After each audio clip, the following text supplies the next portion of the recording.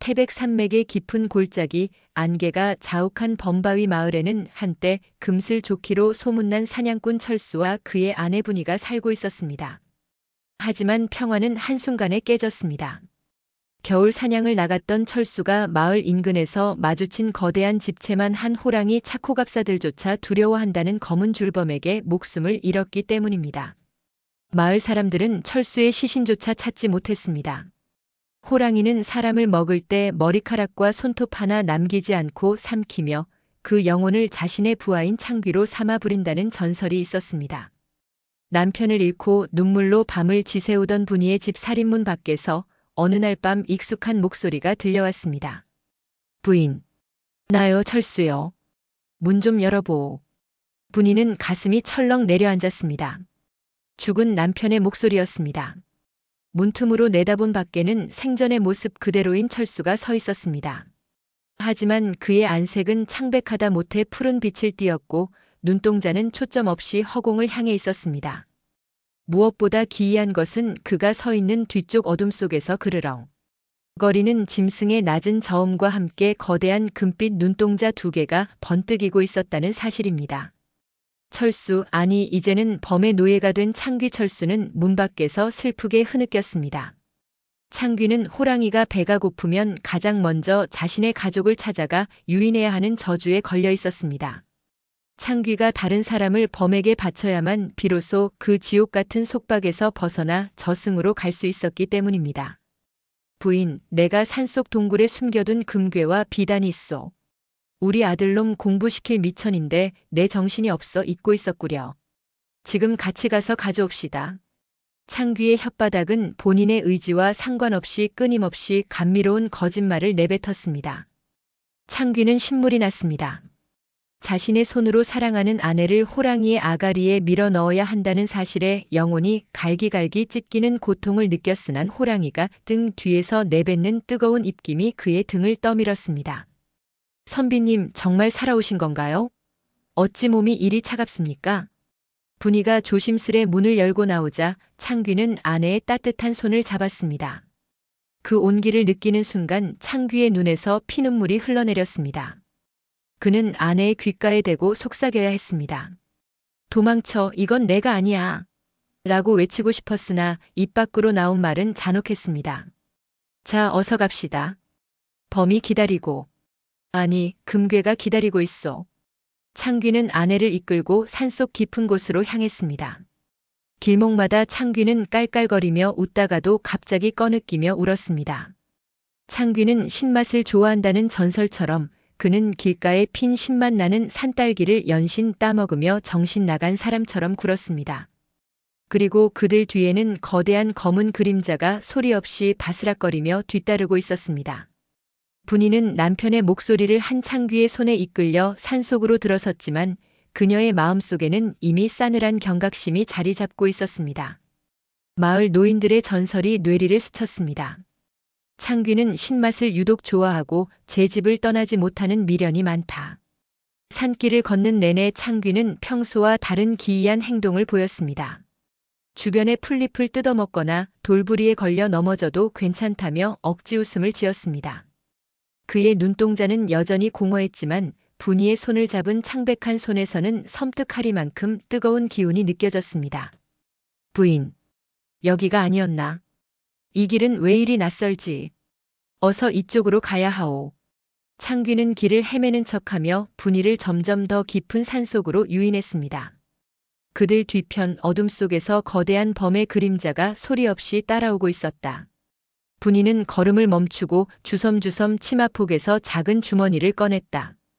그 안에는 어릴 적부터 산행에 지쳐 입에 물고 다니던 매실 장아찌와 말린 감귤 껍질이 들어있었다. 서방님, 이 산길을 오르시느라 고단하시지요? 제가 입에 단 것을 넣어드리겠습니다. 분이는 매실 장아찌 하나를 꺼내 창귀의 입에 넣어주었다. 창귀의 눈이 순간 광기에 번뜩였다. 그는 혀로 장아찌를 굴리며 이전에 본 적 없는 희열에 찬 표정을 지었다. 그 틈을 타 분이는 창귀가 끌고 온 쇠갈 퀴범을 잡는 도구를 몰래 주었다. 부인, 이 맛은 대체, 어찌 이리 시고 달콤하단 말인가. 창귀는 매실 장아찌의 강렬한 신맛에 완전히 홀린 듯 몸을 비틀었다. 그의 푸르스름한 안색이 잠시 붉어졌다가 다시 창백해지기를 반복했다. 신맛이 창귀의 혼을 흔들어 놓는 것을 직감한 분이는 준비해둔 말린 감귤 껍질을 다시금 그의 입에 넣어주며 속삭였다. 서방님, 동굴 속에 숨겨두셨다는 금괴는 아마 이 근처에 있을 겁니다. 제발 조금만 더 정신을 차리고 가르쳐 주세요. 창귀의 눈동자가 잠시 혼란스럽게 흔들렸다. 그는 금괴라는 말에 희미하게 남아있던 인간의 기억을 더듬는 듯 했다. 그때 뒤편의 어둠 속에서 거대한 검은 줄범이 불길한 기운을 뿜으며 그림자 밖으로 모습을 드러냈다. 호랑이는 매실에 정신 팔린 창귀를 보며 그르르릉 하고 낮게 으르렁거렸다. 마치 내 놈이 감히 나의 사냥감을 방해하느냐고 경고하는 듯 했다. 창귀는 호랑이의 으르렁거림의 순간 정신을 차리고 움찔했다. 하지만 분이는 그 틈을 놓치지 않았다. 그녀는 재빨리 창귀의 손에 든 끈을 움켜쥐고 미리 봐둔 굵은 나무에 묶으려 했다. 창귀는 자신을 속이려는 아내의 행동에 분노했다. 부인, 감히 나를. 이놈이. 창귀의 목소리가 짐승처럼 거칠게 변했다. 그의 눈동자는 완전히 붉게 타올랐고 팔뚝에 돋아난 검은 털들이 솟구쳤다. 창귀는 분이의 머리채를 잡아챘다. 그의 소나기는 죽은 사람의 그것처럼 차가웠으나 힘은 살아있는 호랑이처럼 강력했다. 서방님, 정신 차리세요. 이건 제가 아니라 당신을 노리는 저 범의 계략입니다. 분이는 절규하며 호랑이를 손가락으로 가리켰다. 창귀의 시선이 호랑이를 향했다. 순간 호랑이의 눈과 창귀의 눈이 마주쳤다. 호랑이는 자신의 노예가 감히 자신을 직시하는 것에 분노한 듯 거대한 발톱을 휘둘러 창귀의 옆구리를 강타했다. 끄악! 창귀는 고통에 신음하며 쓰러졌다. 그의 몸에서 푸르스름한 영혼의 기운이 피처럼 뿜어져 나왔다. 호랑이는 분노한 채 창귀에게 다가갔다. 그때 분이는 온 힘을 다해 쇠갈퀴를 휘둘러 호랑이의 옆구리를 찍었다. 크앙! 호랑이는 거대한 포효를 내지르며 뒷걸음질 쳤다. 범의 옆구리에서는 붉은 피가 터져 나왔다. 분이는 호랑이가 잠시 주춤하는 틈을 타 쓰러진 창귀에게 매달렸다. 서방님, 제발. 이대로는 안 됩니다. 저 범의 아가리에 제발 저를 넣지 마세요. 창귀는 고통과 혼란 속에서 몸을 뒤척였다. 그의 눈에서 흐르는 피눈물이 분이의 뺨을 적셨다. 그는 자신의 의지와는 상관없이 아내를 호랑이에게 밀어 넣으려는 몸부림과 아내를 살리려는 영혼의 마지막 발버둥 사이에서 고뇌하고 있었다. 호랑이의 거대한 발톱이 창귀의 옆구리를 휩쓸고 지나간 자리에는 붉은 피 대신 푸르스름한 연기 같은 연기가 뿜어져 나왔습니다. 창귀는 실체가 없는 귀물이었으나 자신을 부리는 주인의 공격에는 산자보다 더한 고통을 느껴야 했습니다. 범은 자신의 길잡이가 매실 따위의 신맛에 홀려 사냥감을 놓치려 하는 것에 극도로 노해 있었습니다. 크르르. 내 놈이 감히 나의 만찬을 방해하느냐. 범의 눈이 황금빛으로 번뜩이자 창귀의 몸이 공중에 붕 떴다가 바닥으로 처박혔습니다. 호랑이가 창귀를 부리는 보이지 않는 사슬을 잡아당긴 것이었습니다.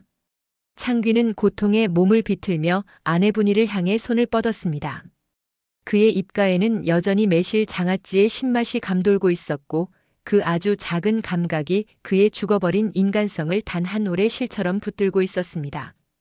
분이야. 도망쳐. 제발.